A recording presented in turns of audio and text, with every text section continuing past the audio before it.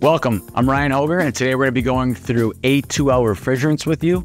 This is part one of a two-part series. In this first one, we'll kind of cover all the basics of what's happening with the A2L refrigerants, specifically R454B and R32.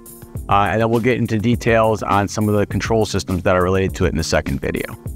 So as you probably heard, we're phasing out all the current refrigerants that you're used to working with in the HVAC industry, like R410A and R134A. We're going to be using R454B and R32 as the main industry refrigerants. The old refrigerants have already begun the phase down cycle. We're calling it a phase down instead of a phase out. It began in 2022, as you can see on the chart. And we had another phase down at the beginning of 2024, and it continues on down until we get down to 15% of the refrigerant itself allowed to be manufactured. And then it just kind of levels off there. So it keeps taking those steps downward. Additionally, the equipment, the new installed equipment that uses these refrigerants is being phased out. So that begins on December 31st, 2024, the last date manufacturers could build anything that uses 410A or 134A. And then January 1st, they got to start using the new stuff for sure. So they can build it the last day of 2024. Depending on what kind of system it is, will determine how long you can go and install it. So if it's a packaged system, like a rooftop unit or a PTAC unit or something like that, where there's no field piping involved, then you have 3 years after that date of manufacture to install it. So you have until the last day of 2027 to install it.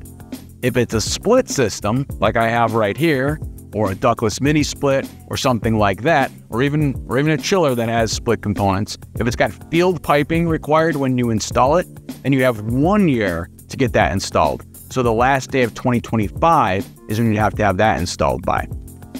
So the refrigerants that we're using, as I mentioned, are R54B and R32 in this industry. They have a significantly lower global warming potential than R410A, which is what those two are replacing. Everything per the EPA has to be below 700 global warming potential, which is why R410A is off the table, and most of the refrigerants that you're used to are off the table. So you got to be lower than that. There's a whole bunch of refrigerants the manufacturers were allowed to choose from the EPA, and most of them have settled in on these two refrigerants in particular. So both of these refrigerants are considered an A2L refrigerant. So historically, ASHRAE standard 34 has had 6 boxes of refrigerant, if you will, and my chart here is showing you 8 boxes of refrigerant. So we had A's and B's. A's are low toxicity, B's are higher toxicity, right? So we're in the A category for our old stuff and our new stuff for HVAC. And then we had 1, 2, and 3, which are the levels of flammability. 1 meant it did not support any flame propagation. Like if you tried to light it, it wouldn't stay lit on its own. That was 1s. 2s would hold the flame, and then 3s were highly flammable, like propane, for example. These refrigerants are in a brand new category called A2L, which is slotted in between A1 and A2. Because they are technically flammable, you can get them ignited. It's possible to do that, so they can't be in the A1 bucket, but it's very difficult to ignite them. So I don't think anyone that develops these standards wanted to put them in the A2 category, which involves a whole bunch of extra codes that kick in on your project. So they literally created a new category called A2L, and that's where these are slotting in. Technically flammable, but very difficult to ignite. To kind of give you a scale of some of these things, the refrigerants we're talking about right now in the chart here are in yellow. So they are very close to the purple ones, which are the A1s. They're not all the way on the far end of the scale over here like propane, which is an A3. So yes, it's flammable, but it's barely flammable. Less flammable than hairspray, as you can see here on the chart. It is very difficult to ignite them. Here's a list over here of sources of ignition that will not ignite an A2L. And then there are things that will, like obviously our concern in the HVAC world is I take an acetylene torch to it. And in that case, I'll have enough heat of combustion to actually ignite this. So it is possible to ignite it, but it is very difficult to get it going at first. Just to give you a frame of reference, the auto industry switched over to A2L refrigerants in about 2013, 2014. So they're already using slightly flammable refrigerants. And by 2018, more than 50% of the cars sold in the United States already had A2Ls in them. So at this point, when you're watching this video, you're probably driving around in an A2L refrigerant car. So this is not a giant change for the world. It's just something new for the HVAC side of the equation. The cylinders that we're using for these new refrigerants are also different. So in this case, I'm showing you a recovery cylinder in yellow.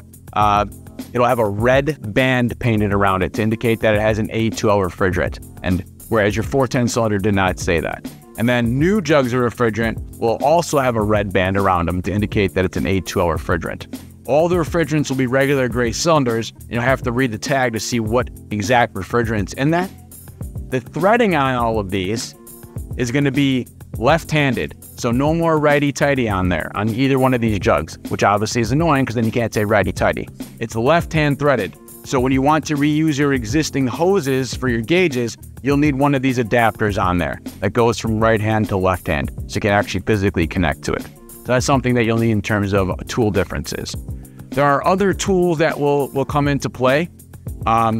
So any tool that you're going to be using on a refrigerant project has to be a sparkless tool. Most of the stuff you have is probably already that way, but it might not be. So what you'll need to do is look at the manufacturer that you have, whatever equipment you have for recovery machines and for your gauges and whatever else that you're utilizing on the refrigerant. You'll need to look at the list from the manufacturer to make sure what you have is compatible with A2L stuff. So you just have to double check that stuff as part of the process. The other thing that's going to come into play is there might be some things that are different with your procedures in terms of installation and startup. Now, for you guys that were doing everything by the book on R410A, it'll be pretty minimal. You're not going to have to do much stuff different. It's just that things that used to be recommended for R410A, like purging with nitrogen and evacuating and those kind of things, those now become required things that you have to do. So at the outdoor unit, which in this case happens to be a heat pump, but an AC condensing unit would be the same discussion. There are some things that are the same, and there are some things that are a little bit different. Things that are the same condenser fans you're used to, same physical cabinets, same coils. Things that are different, the compressor is slightly different. The TXV in this case, because the heat pump is also a different TXV. Filter dryers that typically ship with the outdoor unit, they are defaulted to be set up for a press style fitting, a mechanical fitting, as opposed to the past, they were already ready to be brazed. So now if you wanted to braze it, you'd have to add a coupling or swedge it. It's not that you're not allowed to braze with A2L, you are still allowed to do that. But the manufacturers are trying to encourage a flameless installation, hence they're making it easier for you to use a press fitting out of the gate. The stub outs for the outdoor unit are the same way. They're defaulted to be set up for a press style fitting to make it easier to do that. Once again, you can still braze it if you want to. You notice the cap on there was red. The service valve cap's also red in this case. That's just an extra indicator to the installer that they're working with an A2L piece of equipment. In case they didn't happen to see the tag on here, we got the little flammability indicator on there, or if they didn't read the manual or something like that. On the indoor portion of this system, there are a few things that are different as well.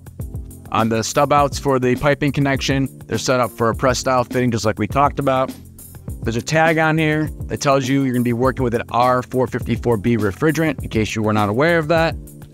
There's the warning labels that are on there like you have on anything, but these are going into detail about the A2L aspects of it, so that's on there. And then if I take the front door off of this, factory installed in here is a refrigerant leak detection sensor. It's got a wiring harness on it that once I install the system, I will fish through the knockout on that front door, and this 4-pin wiring harness is going to connect to this dissipation control board. The purpose of this dissipation control board, which is a requirement by UL, you're required to have that sensor, you're required to have a control to manage that sensor for all systems. What that's going to do, it's going to intercept your thermostat signals, and if there happens to be a refrigerant leak in the coil for some reason, it'll A, shut off of your compressor, B, turn off any combustion appliances like a gas furnace that's attached to it, and then C, it'll turn the fan on to circulate air so that way the leak doesn't pool in one spot and it dissipates that refrigerant leak. The other thing that comes into play is that this is obviously a small system. If you have a larger system, maybe a 10-ton condensing unit, 20 tons, 30 tons, everything we talked about is still going to apply. This just happens to be a small one we worked on today. So nothing's different in that regard. Same controls and everything. If you have a package system, such as a rooftop unit, for example, it's a little bit different. You still have the same controls, you have all the same rules, but one, this is factory wired for you because it's all in one box, so they can do that. Obviously, with a split system, they can't factory wire it for you because everything's in different places. And then 2, none of the discussion about piping applies on a package system because it's already pre-piped for you. But the general concepts of what we mentioned still apply.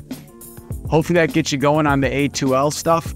You definitely need to take a full-length class on this. We just kind of highlighted a few points, but there's a lot of things that you need to know that we didn't have time to touch on today. So take one of those classes so you're ready to go before you start your first installation. Additionally, we're going to have a follow-up video on the dissipation controls and how those work, so check that out when you get a chance. Thanks for joining us.